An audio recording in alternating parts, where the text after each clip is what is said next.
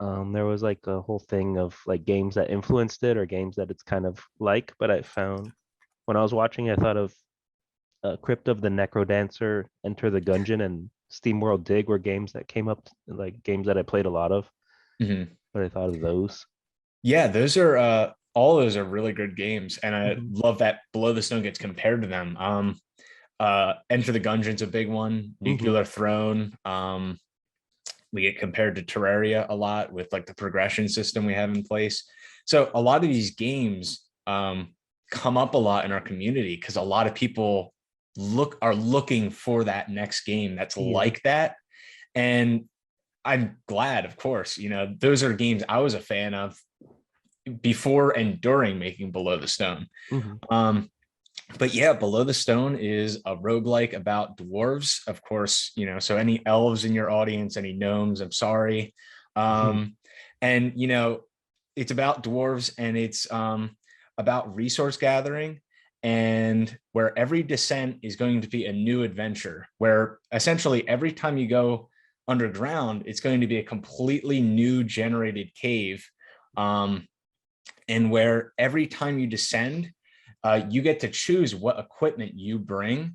It looks like Scott's joining the Yeah, call, that's by the way. Scotland. Yep. And where every descent basically is a new adventure, and where you get to choose as the player what risks you entail by equipping yourself.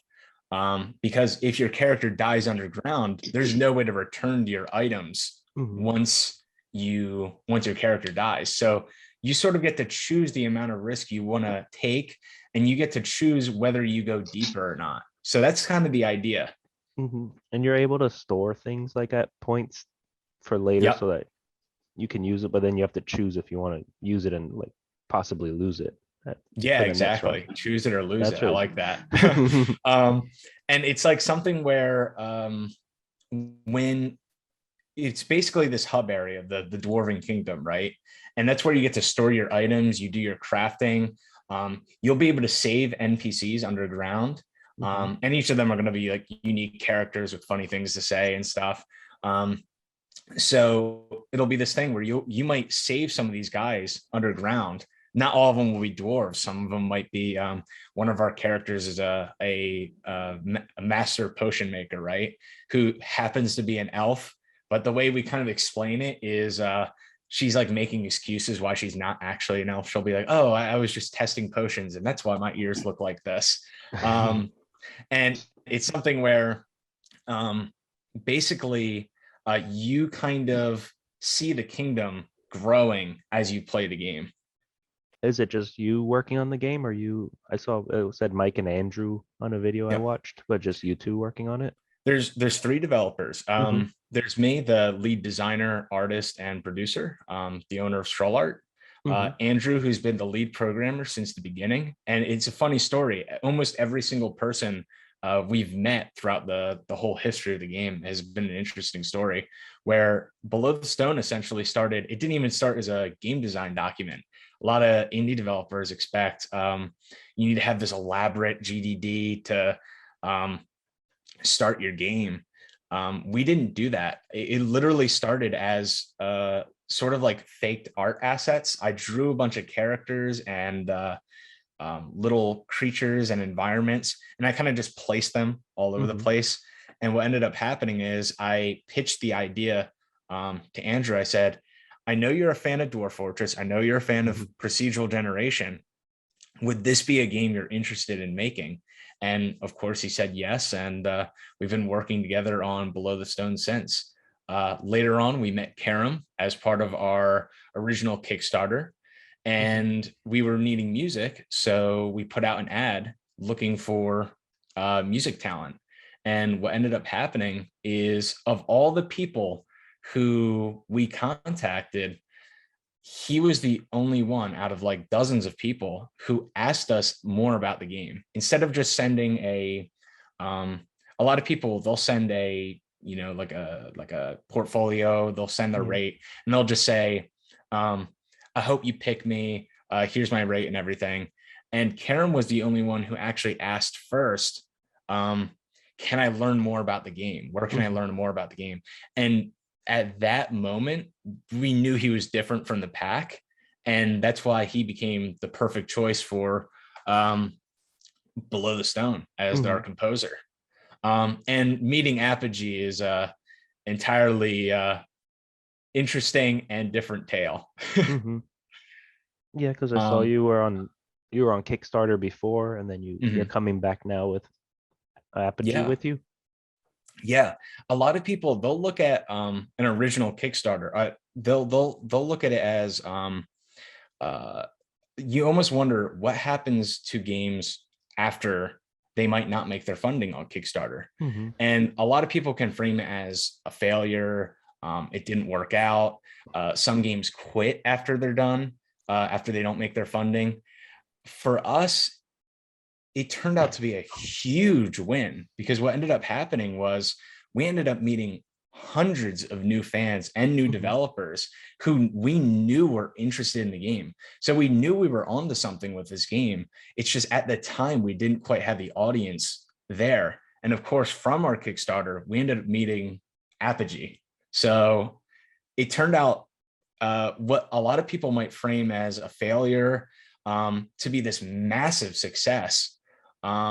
Despite not making the funding, to me, it was worth doing 100%. Well, now you're coming back. Yeah, but with more. Is it going to be like different stretch goals and everything different? Or? Yeah. Yep.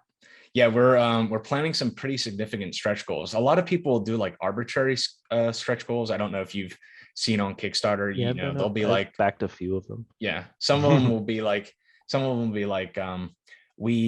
it won't even be like something that you expect to really move the game along anywhere. It doesn't really change the scope of the game at all. All of our stretch goals, we're hoping to actually expand the scope of the game with. So any funding we get from this is all going to go straight back into Below the Stone and making it an even bigger game. That's cool. And it's hopefully coming out next year, if everything goes yes. well. Yep. We're hoping to release in Q2 of 2022. And when does the new Kickstarter begin? Soon? I saw it was listed, but it didn't say like an actual date. If you want to sign up, there is a link on StrollArt.com, but we're planning on starting in late August. So we're going to be followed it for now, so that I get a notification to check it out. I appreciate that. I definitely want to share this and like let people know about the Kickstarter coming too. Thank you. I'm glad I can thank you in person. You know, yeah. Not a lot of times you get to do that, but I really appreciate that. So then you're more of an artist, and then Andrew is like the programmer. Yep. That's how the duo goes.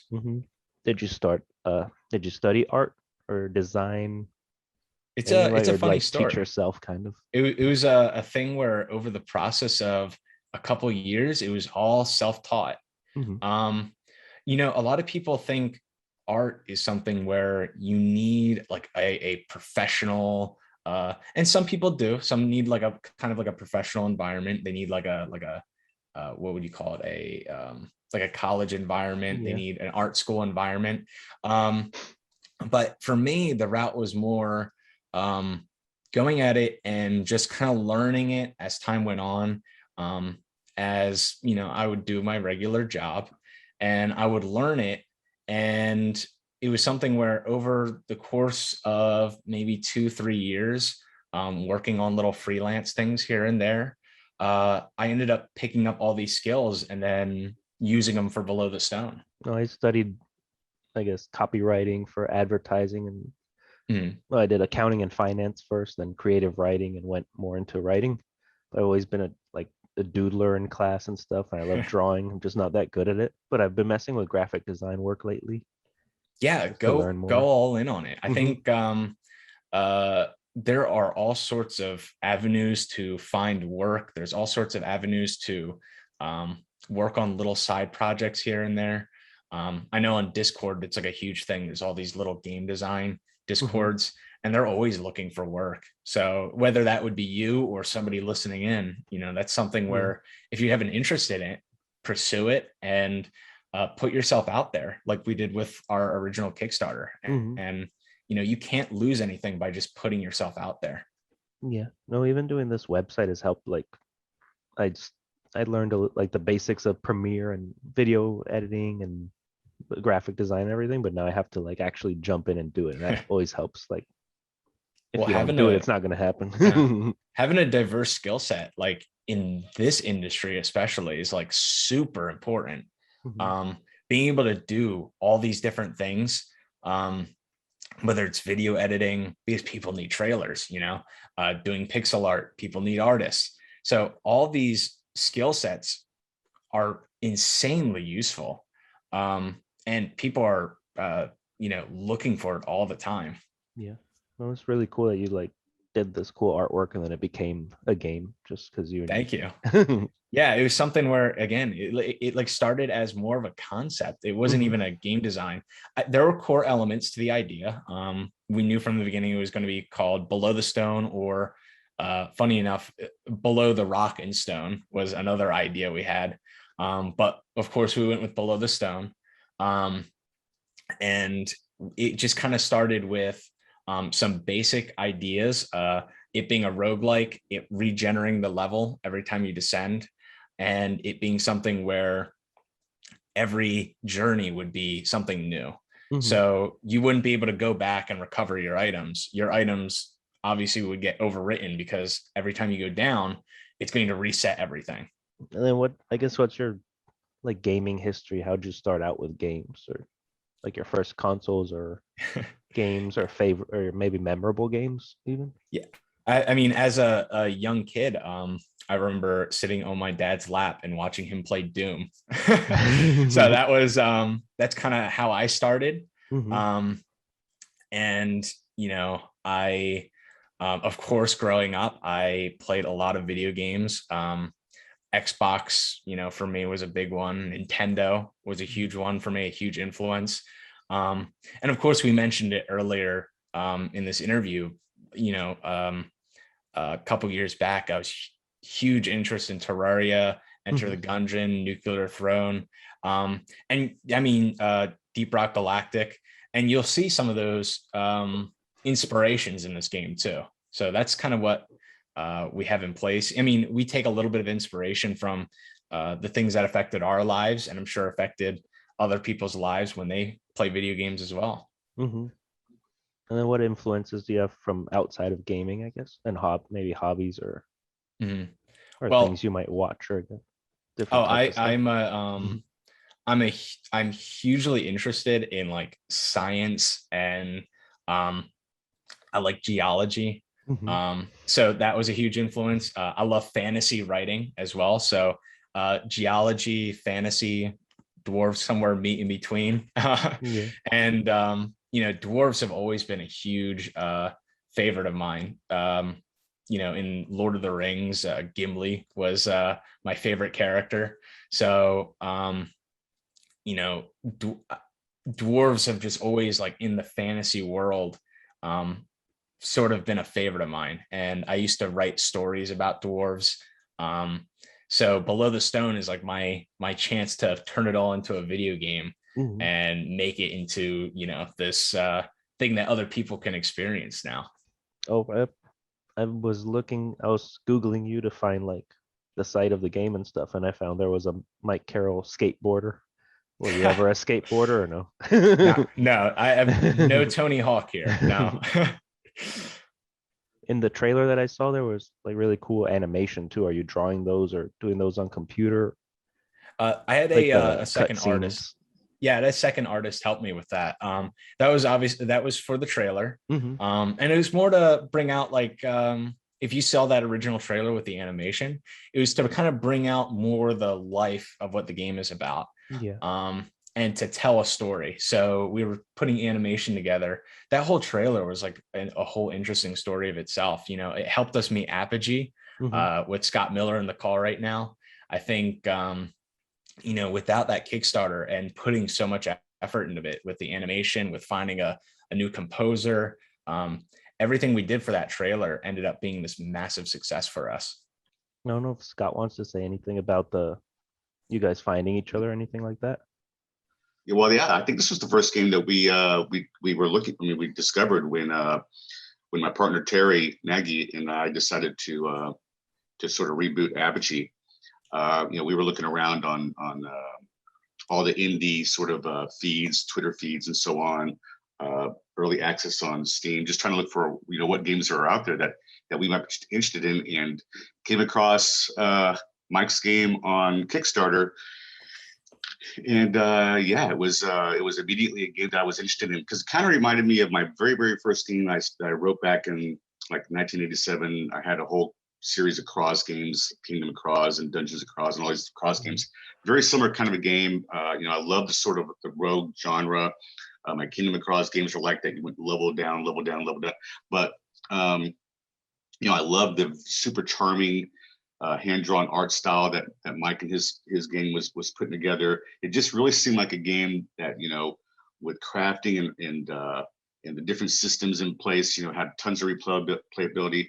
And when I eventually finally talked to Mike after he stopped banning me from his Discord server, I finally got a hold of him and found out, that the way the game worked was that you could go down into these different layers of the dungeon. Each layer has all these different biomes and everything. And you collect your stuff. There's some quests you can do, and your resource gathering. Then you have to go back to the top safe layer, the kingdom layer, and that's when you talk to the various people up there, the alchemist, the blacksmith, and everything, and get some stuff done. So it was different in most roguelikes I'd heard of, because you can actually return to the top and have some safety and sort of reorganize. And then but the trade-off is, like Mike has already said, when you go back down, the levels have reorganized themselves. So you have to deal with that again. So what we're thinking, obviously we don't want people, like, let's say you're down on the 4th layer of the game and you have to go back to the surface. We don't want people to have to replay level 1, 2, 3, and 4 to get to the 4th layer. So the game is going to have a system to where you can take shortcuts to get to lower layers after you've sort of finished off the top layers.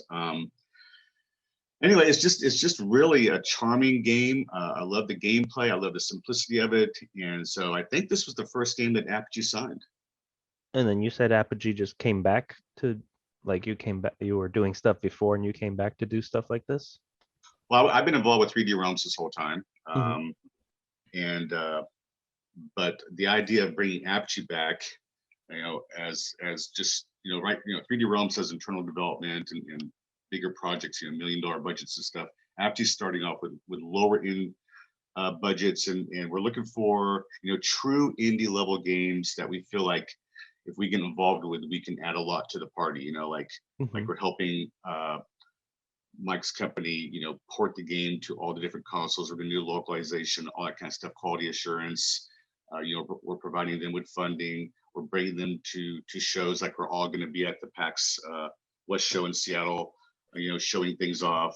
We're looking for indie level developers, that are also bringing innovation to the table, because we feel like, for us, if you look around at the games that are being innovative nowadays, it seems to be mostly coming from the indie level, where it's easier to take chances. At the AAA level, it's dangerous for them to take chances because there's so much money at stake. So that's the playground we want to be at, the indie level. Find teams with amazing talent like Mike's team, and help them achieve the success that they deserve, and make the game that is the best version of their idea.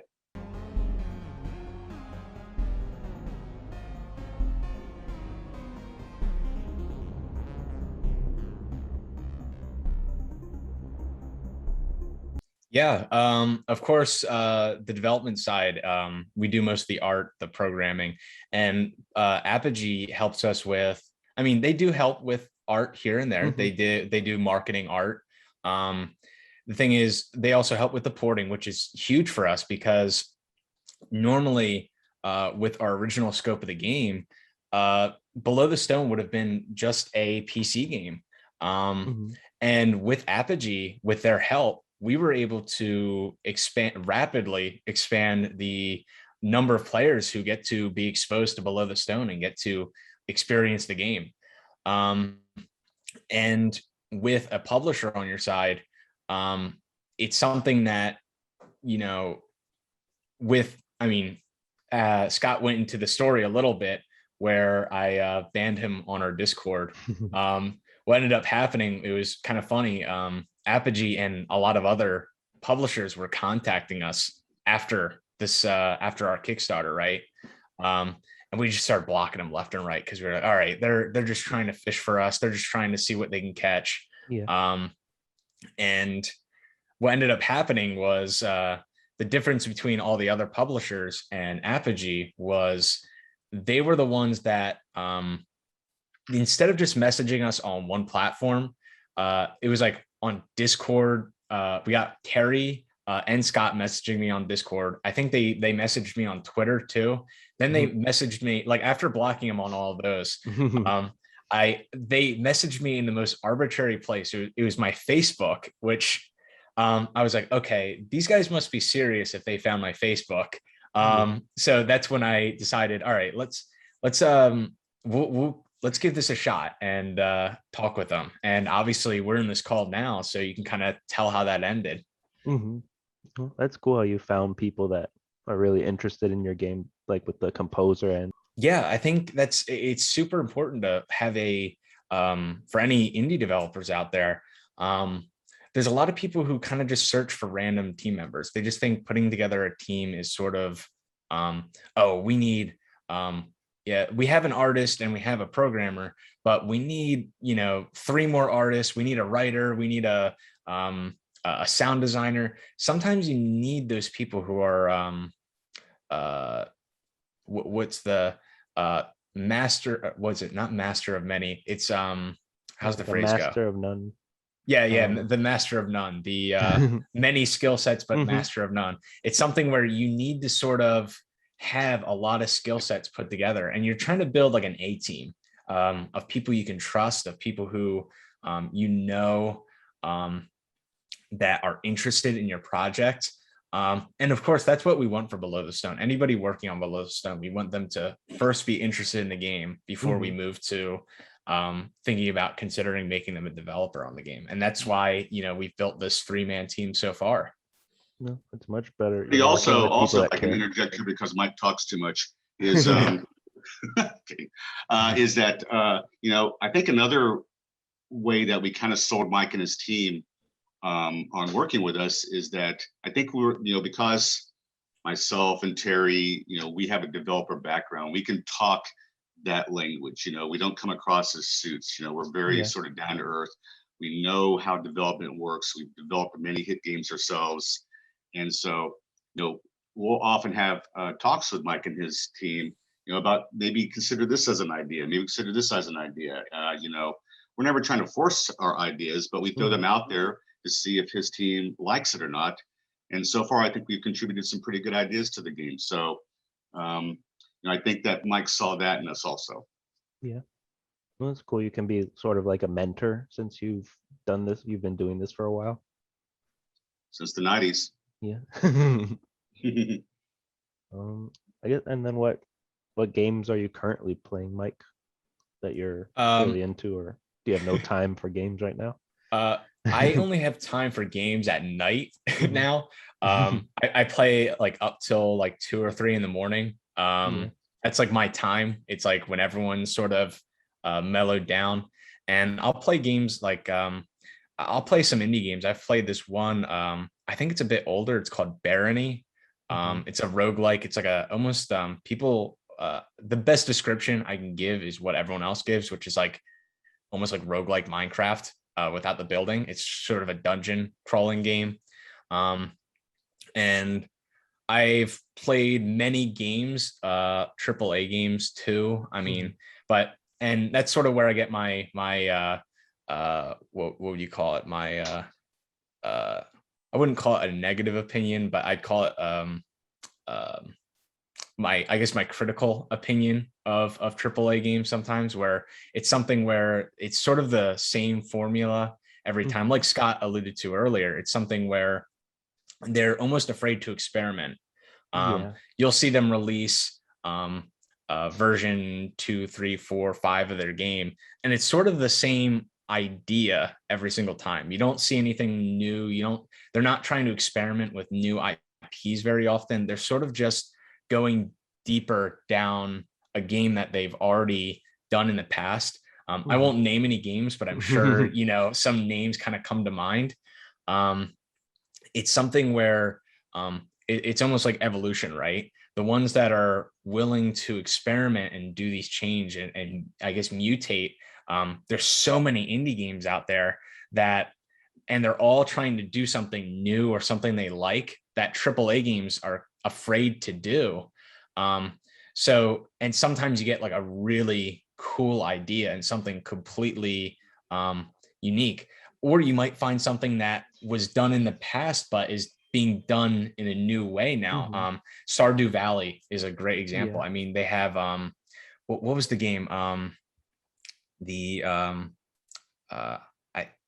Somebody in the audience might know the Nintendo game that Stardew Valley was inspired by. Is it Harvest Moon? Yeah, Harvest Moon. Yep, Mhm. you got it.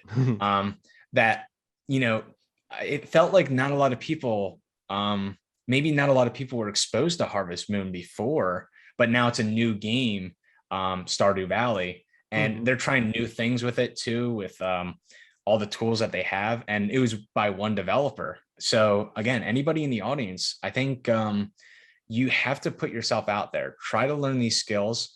And like we did with our Kickstarter, we just kind of put ourselves out there to see what would happen. And obviously it ended up getting us a publisher, which was incredible for us. Yeah. No, I've played, I guess, newer indie games that are like, then you'll read it's kind of based on or influenced by this game, and then I go back and try to find that game, or maybe it's a game I've played, but it's really cool what they're doing. I think, and sometimes like I said, like AAA games are sometimes just afraid to experiment and try, whether it's an old idea that's coming back or a completely new idea or a twist on an idea that's already there. AAA games sometimes just go down that same formula and they just do it over and over and over again because they have shareholders that to worry about, they have money to worry about, and they're pressure. And it's something where you don't quite get a unique experience out of it. You might get a great experience out of it. Sure, the graphics look amazing and everything, but it's something where you'll kind of look deeper down all the systems and gameplay, and you'll kind of notice like it's the same thing over and over and over again. And another thing with indie games is sometimes we continue to update the game even after release. Some of these AAA games don't even do that. It's something where they don't even value it as part of their time. So indie developers, we realize that it's worth our time to continue developing these. It's worth our time to keep adding to the game, and because we know there's players on the other side who are going to enjoy it. No, there's a bunch of indie games that I spent like a lot of time with. You just get obsessed with them. Like they might be even small games that have like one simple mechanic pretty much, but it's like you just got to keep playing it. I think indie games too, especially like I think it's something where you can kind of get lost in how unique and different an indie game can be. Just from, like you just said, from one little system, you can totally change that. You can almost get like an obsessiveness with playing this game. And that's where I think indie games, we play to our strengths. We know that doing unique systems and trying to do something different is what we gain our strengths from. I guess that's it. You probably have other interviews to do. But I appreciate this interview too. Thanks for doing this. Of course. Bertie, do you play the guitar? I see guitar in the background. I'm putting together a band. I play drums. Do you want to join? I used to play guitar, and now it's kind of just sitting there. But I do before the pandemic, I was doing a lot of improv shows here in Miami, and I actually started taking my guitar to shows to like do music stuff just to start playing again. And then the pandemic happened, and that ruined everything. I was like, I'm going to start practicing in the mornings every morning like I used to, and getting back into it, and then I just stopped. But I want to get back into it. Gotcha. Well, when you reach Jimi Hendrix's level, reach out to me. We're looking for a good guitar. Cool. Is that so he can meet your skill level, or so that he can elevate you, Scott? Yeah, I can hide in the background because I suck.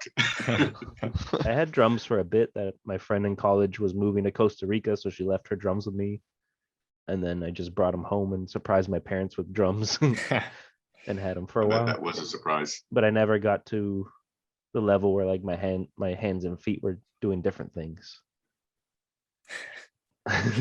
Yeah. Well, trust me, I've been playing for 30 years and they still don't work right. Yeah, but drums are a lot of fun. Yep. It was good meeting you all.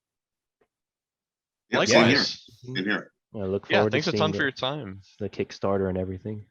Thank you. I appreciate that. And Mhm. I appreciate you sharing the Kickstarter and Yeah, following it. It's super important to us. And again, I appreciate your time with this interview as well. Yeah, and your questions too. All of them very unique and, giving me a little bit of a different flavor from some of the other Oh, interviews thanks. I've done too. So I appreciate it. Yeah, no, I've been And your trying to- beards almost match.